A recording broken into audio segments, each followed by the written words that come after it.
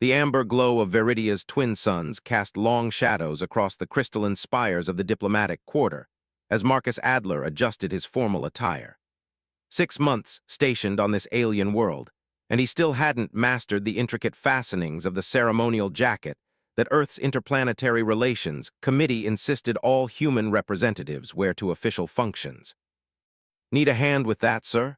his assistant Julian asked, already moving to help. "The ambassador mentioned you should make a particular effort tonight. The Viridian High Council is sending their celestial interpreter."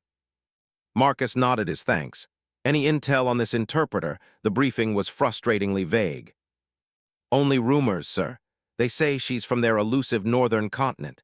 Apparently, it's rare for her kind to engage in diplomatic affairs." The reception hall gleamed with bioluminescent decorations that pulsed gently in rhythm with the ambient music. Marcus circulated through clusters of human and Viridian officials, exchanging pleasantries while observing the delicate dance of early diplomatic relations between two species who had discovered each other's existence barely a year ago. He was midway through a mundane conversation about trade regulations when the room fell silent. At the grand entrance stood a figure that caused Marcus's breath to catch in his throat.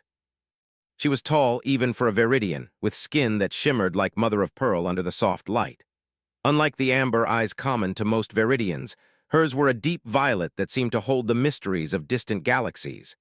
Intricate patterns adorned her exposed arms, not tattoos, but natural markings that pulsed with a subtle iridescence. "The celestial interpreter, Eloan," announced the Viridian chamberlain.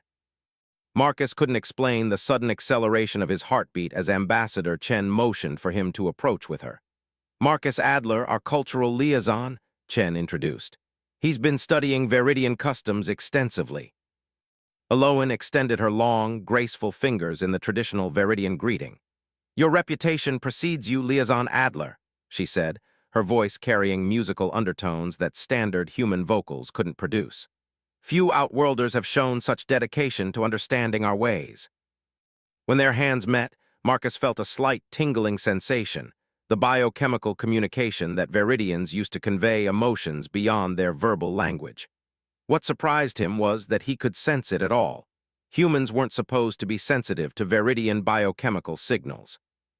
"The honor is mine, Interpreter Eloan," he replied, finding it difficult to look away from those violet eyes. "Though I admit my understanding barely scratches the surface of your rich culture."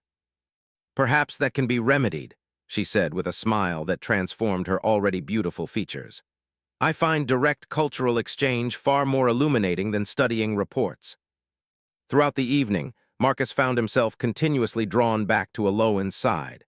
Their conversations ranged from the philosophical differences between their species to light-hearted observations about the quirks of diplomatic life. Each exchange felt charged with an energy he couldn't define.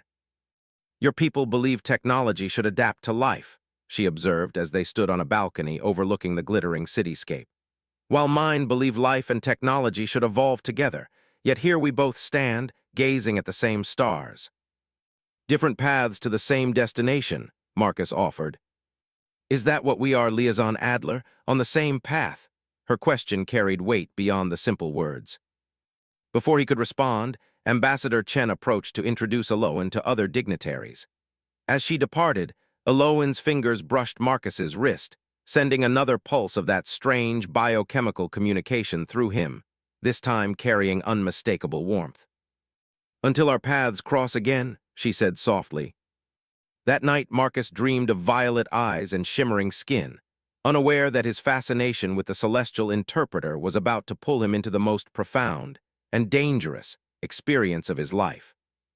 2 weeks had passed since the diplomatic reception, and Marcus found himself inventing increasingly transparent excuses to meet with Eloan. What had begun as cultural exchange sessions quickly evolved into private meetings outside official channels.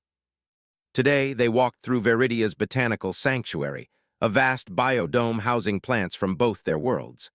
Sunlight filtered through crystalline panels, casting rainbow prisms across Eloan's shimmering skin. "Your earth orchids are surprisingly adaptable to our soil composition," she observed, gently touching a bloom. The flower seemed to respond to her, petals opening wider. Life finds connections where minds create barriers. Marcus watched her, mesmerized by the graceful movement of her slender fingers. Speaking of barriers, I received another memo today about maintaining appropriate professional distance from Veridian officials. Aloan's violet eyes met his. My council issued similar warnings. They fear contamination. Is that what this is? Marcus stepped closer. Contamination. No, she whispered. This is exploration. When her hand touched his arm, that now familiar biochemical tingle spread through him, but stronger than before. Warm waves of sensation that communicated desire more effectively than words ever could. How is it I can feel your biochemical signals? Marcus asked. The xenobiologists claimed humans lack the receptors. Aloan's markings pulsed with a pattern he'd come to recognize as amusement. Perhaps you are evolving, Marcus Adler, or perhaps, she hesitated, perhaps we are more compatible than either of our species wishes to acknowledge. That evening, Aloan brought him to her private sanctuary in the city's ancient quarter. Unlike the modernized diplomatic buildings, her home was partially carved into living crystal, with chambers that seemed to breathe with the planet's natural rhythms. Few humans have seen dwellings like this, she said, activating bioluminescent panels with a touch. They show you only what they think you can understand. And what do you think I can understand? Marcus asked. Aloan approached slowly. Everything if you're willing. Their first kiss was tentative, an experiment in biology and desire. Her lips were cooler than a human's, with a slight sweetness like wild honey. The biochemical connection between them surged, sending cascades of pleasure through Marcus's nervous system. He gasped, pulling back in surprise. Aloan's markings pulsed rapidly, too intense. Unexpected, he managed, but not unwelcome. Their second kiss deepened, and Marcus felt as though he was touching not just her body but somehow connecting with her consciousness. When her garments fell away, her true form was revealed, more alien than her diplomatic attire suggested, yet achingly beautiful. Iridescent markings covered more of her body than he'd imagined, creating patterns that shifted with her emotions. You're magnificent, he breathed. Their lovemaking transcended physical boundaries. Aloan's biochemical communication created sensory experiences Marcus had never imagined possible. Colors had taste, sounds became visible, and pleasure existed in dimensions human physiology wasn't designed to perceive.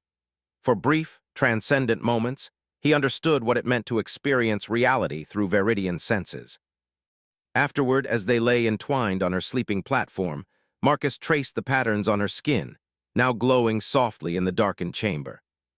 The council would exile me for this, Aloan murmured, sharing our communion with an otherworlder. Marcus kissed her shoulder. My superiors would recall me immediately. Would you go? Her question hung in the air between them. Not willingly, he answered truthfully. Over the following weeks, they created their own hidden world within the spaces between their official duties. Aloan showed him secret grottos where crystal formations amplified their biochemical connection. Marcus introduced her to human music, which she experienced not just through sound, but through the vibrations against her sensitive skin. In public, they maintained careful distance, but stolen glances across crowded diplomatic functions spoke volumes. Marcus became adept at deciphering the subtle pulses of her markings, anxiety, amusement, desire, visible to him in ways other humans couldn't perceive. Something's changing, Julian remarked one day. You seem different, sir. Marcus dismissed the observation with practiced casualness, but privately wondered if his connection with Aloan was altering him in ways beyond the emotional. His senses seemed sharper, his dreams more vivid, and sometimes when alone, he could almost feel phantom pulses beneath his own skin, as if his body were attempting to create markings of its own. We are becoming something new together, Aloan told him during one of their intimate encounters. Neither fully human nor fully Veridian. Wrapped in her luminescent embrace, Marcus couldn't bring himself to question what that might mean for their future. Marcus awoke alone, the luminescent chronometer on Aloan's wall showing he'd slept much longer than intended. He reached across the sleeping platform, finding only cooling crystal where Aloan should have been. This marked the third time this week she had disappeared before dawn without explanation. Pulling on his clothes, he noticed something unusual, a faint violet-tinged mark on his forearm that resembled Eloin's natural patterns. When he touched it, a mild tingling sensation radiated up his arm. The mark faded as he watched, like a phantom imprint. Curious, he murmured to himself. At the embassy later that morning, Marcus found it increasingly difficult to focus on diplomatic protocols. His mind kept returning to Eloin's recent behavior, secretive communications, unexplained absences, and subtle changes in her biochemical signals that left him feeling vaguely unsettled. "You look terrible," remarked Olivia Torres, the embassy's chief medical officer, as she joined him in the dining hall.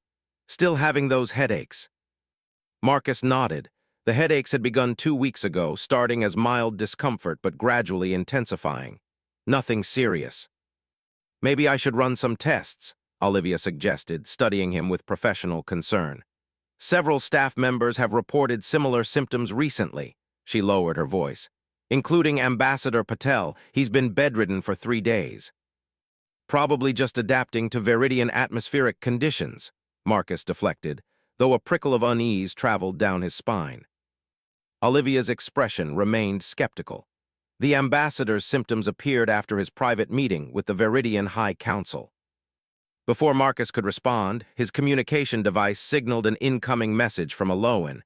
"Meet me at the Crystal Groves. Sunset. Important."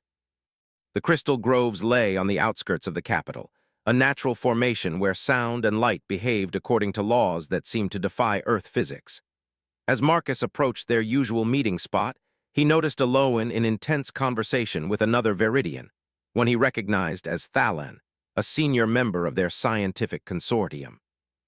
They hadn't noticed his arrival, and something in their manner made Marcus pause in the shadow of a crystal formation. Their conversation occurred mostly through rapid pulses of their markings, with only occasional verbal exchanges. Though he couldn't understand the biochemical component, their tones seemed urgent, almost confrontational. "The procedure requires refinement," Thalan was saying. "The human systems are rejecting the integration too quickly." "You promised no permanent damage," Eloin replied, her markings flashing patterns Marcus had never seen before. "Evolution demands sacrifice," Thalan responded coolly. "You knew this when you volunteered for the communion protocol." Eloin's posture stiffened. "Not at this cost. They're sentient beings, not specimens." Thalan stepped closer to her. "Your attachment to the human diplomat compromises your judgment. Remember your oath to our species' advancement." "Marcus is different," she insisted. "His system shows unprecedented adaptation capabilities. All the more reason to accelerate the extraction timeline." When Thalan departed, Marcus waited several minutes before emerging from his hiding place. Eloin greeted him with an embrace that felt somehow desperate, her biochemical signals chaotic against his skin. "Is everything all right?" he asked carefully. "Just council politics," she dismissed, but her markings pulsed with patterns that contradicted her words. "Let's not waste our precious time together on such matters." Later that night in her chambers, Marcus noticed a sealed compartment he hadn't seen before. When Eloin left to prepare a traditional Viridian beverage, curiosity overcame his better judgment. Inside the compartment, he found unusual medical equipment, delicate crystalline instruments and vials containing a substance that looked disturbingly like human blood. He quickly closed the compartment when he heard Eloin returning. Throughout their intimate encounter that night, Marcus couldn't shake the feeling that something fundamental had changed between them. Her touch still triggered waves of pleasure through their biochemical connection, but beneath it lay something new, something that felt almost like calculation. As they lay together afterward, he traced the patterns on her skin and asked, "What did Thalan mean by extraction timeline?" Eloin's entire body tensed, her markings momentarily freezing in a pattern of alarm before resuming their normal rhythm. "You misheard," she said smoothly. "Thalan supervises the cultural exchange timeline. And the medical equipment hidden in your chamber."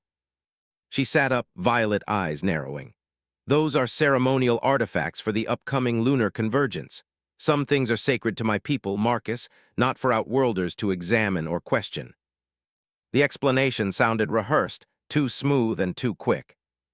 The following day, Marcus sought out Darius Fleming, the embassy's security chief, a man known for his healthy skepticism of the Viridians' seemingly benevolent intentions.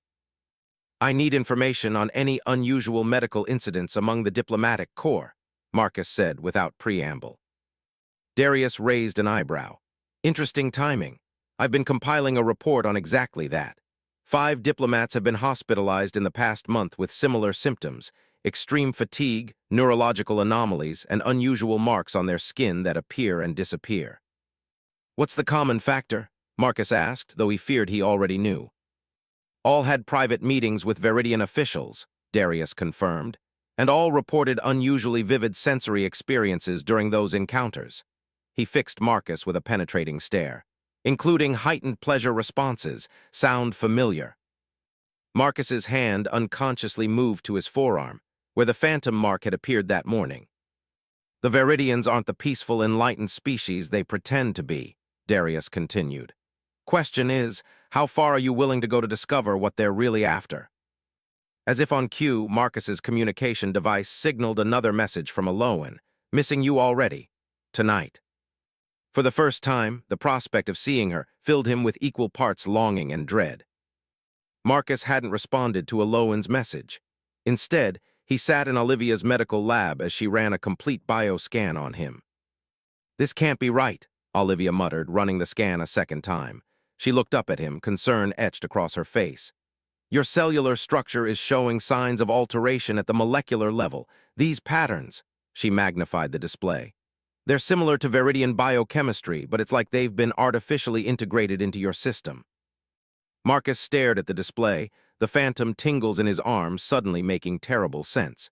Can you check if Ambassador Patel has similar alterations? 20 minutes later, they had their answer. Patel's condition was far more advanced. His cells showed extensive Veridian modifications, many of which appeared to be breaking down, causing his critical symptoms. It's like his body is rejecting a foreign implant, Olivia explained. But on a cellular level, Marcus, whatever's happening to you could progress to this stage if it continues. Darius, who had joined them, laid out surveillance logs showing mysterious late-night activities throughout the diplomatic quarter. We've tracked several Veridians accessing the residential wing during sleep cycles, he said, including your celestial interpreter. She wouldn't, Marcus began, but stopped, would she? Tonight we follow her, Darius declared. Under the cover of darkness, Marcus allowed Aloan's message to guide him to her chambers, but instead of entering, he and Darius concealed themselves in a monitoring position nearby. For 3 hours, nothing happened. Then, just after midnight, Aloan emerged, but she looked different. Her normally iridescent skin had developed a harder, almost carapace-like quality, and her movements were more predatory than graceful. They followed her to a secured facility deep in the Veridian scientific quarter, using embassy override codes to gain entry after her.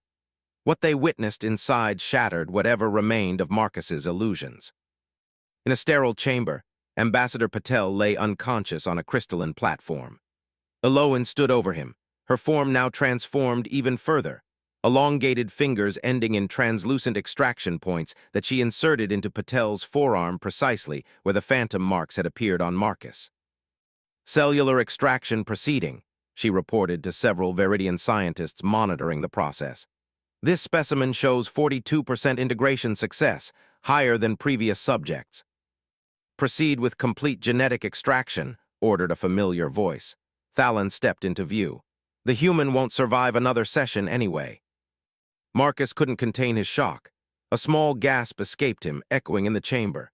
Aloan's head snapped up, her violet eyes finding him immediately in the shadows. Marcus, she whispered, her extraction appendages retracting rapidly into her fingers. Security breach, Thalon shouted, but Marcus was already moving, Darius covering their retreat as they fled the facility. 3 hours later, the embassy was on high alert. Ambassador Patel had been rescued and was stabilizing under Olivia's care. Marcus sat alone in his quarters, trying to process the betrayal, when his private entrance signaled an unauthorized access. Aloan stood in the doorway. Her form returned to the beautiful appearance he had fallen for, though now he recognized it as a carefully constructed facade. You weren't supposed to see that, she said quietly. What exactly wasn't I supposed to see? Marcus demanded. You harvesting genetic material from my colleague, your people's plans to what experiment on us? To evolve, she corrected. Your species possesses genetic adaptability that ours lacks. We're dying, Marcus. Our evolutionary path reached a dead end centuries ago. So you seduce us, drug us, and extract what you need.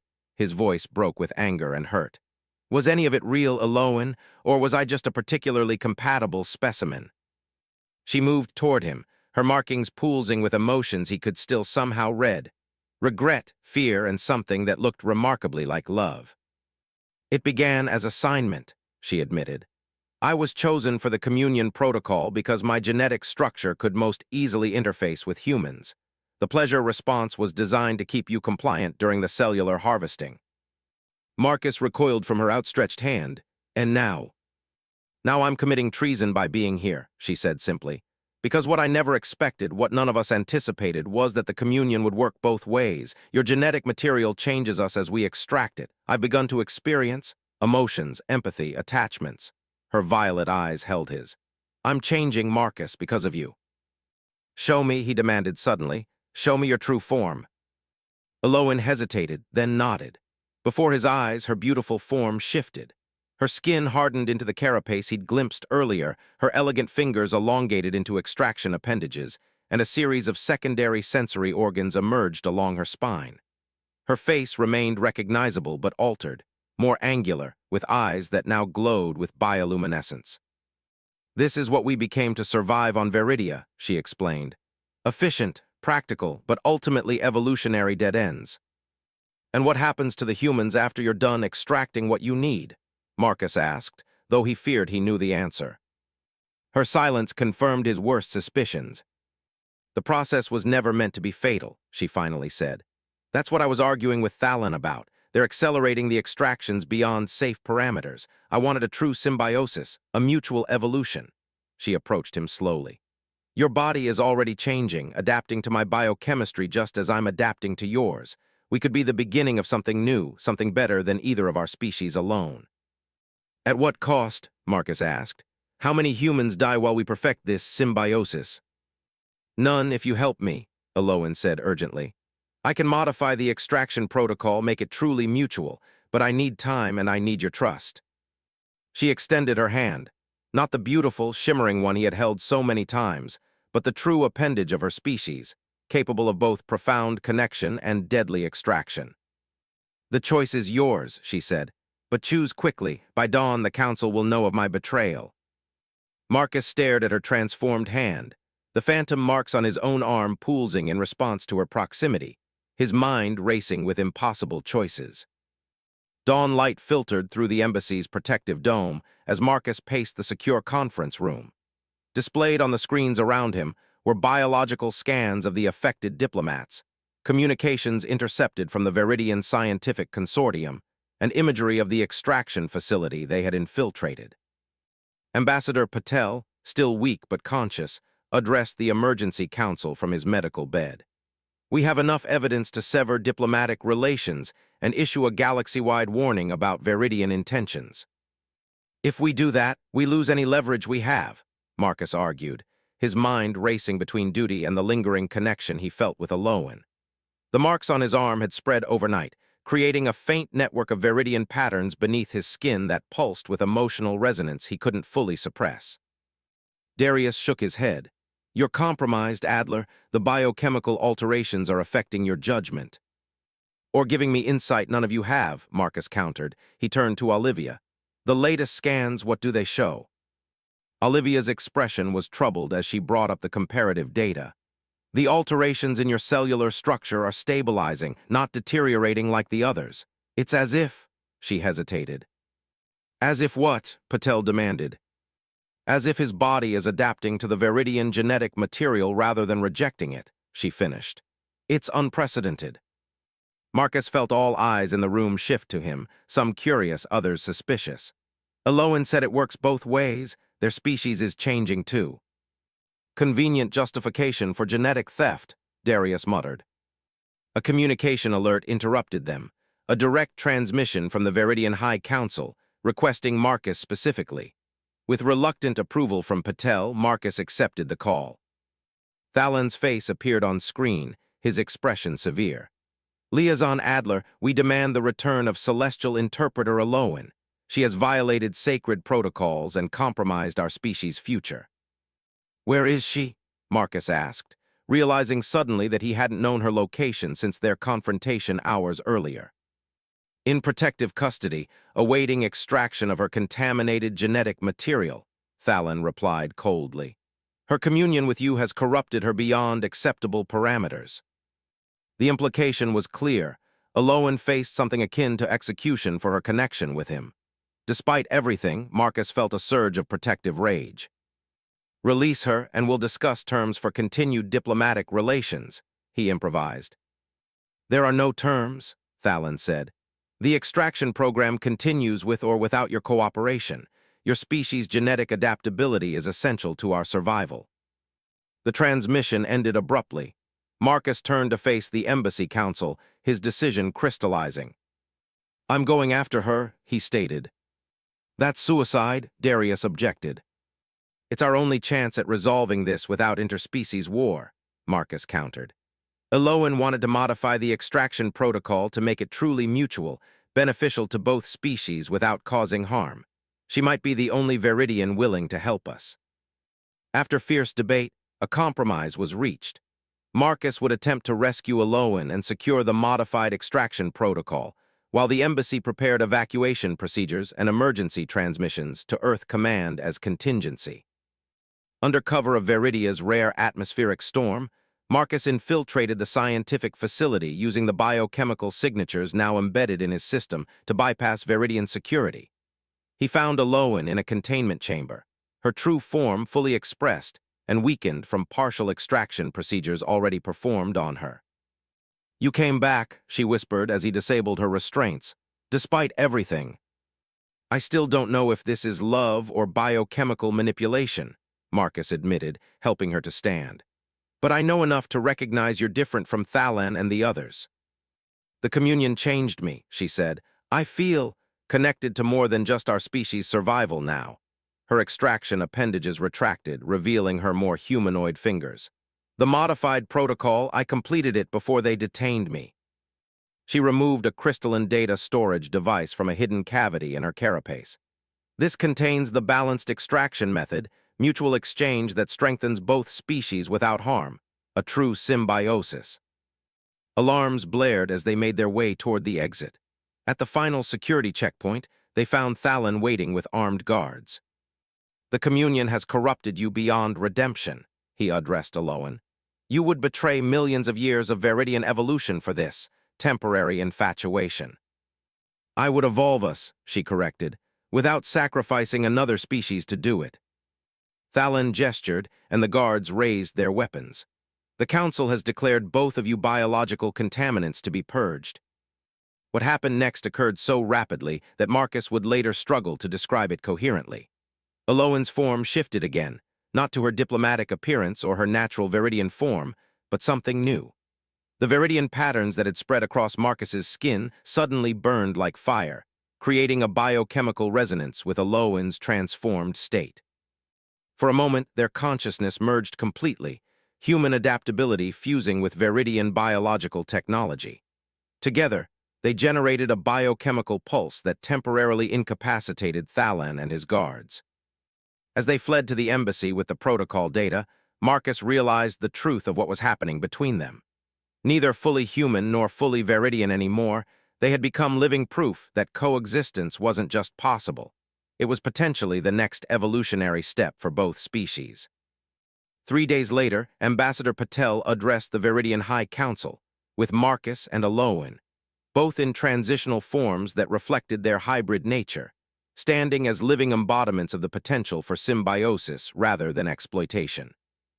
What began as deception has revealed a path forward, Patel stated. Voluntary genetic exchange with fully informed consent could benefit both our species. The Viridian Council was divided, but with Thalen's extraction program exposed, they had little choice but to consider the alternative protocol Aloan had developed. That night, Marcus and Aloan stood on the embassy's observation deck, watching Viridia's moons rise over the crystalline landscape. Their hands intertwined, his now bearing permanent traces of her luminescent patterns, hers more human in structure than before. We're something new now, she said softly, the biochemical connection between them carrying emotions words couldn't express. Neither monster nor beauty, but something in between. Evolution finds a way, Marcus replied, remembering her words from what felt like a lifetime ago.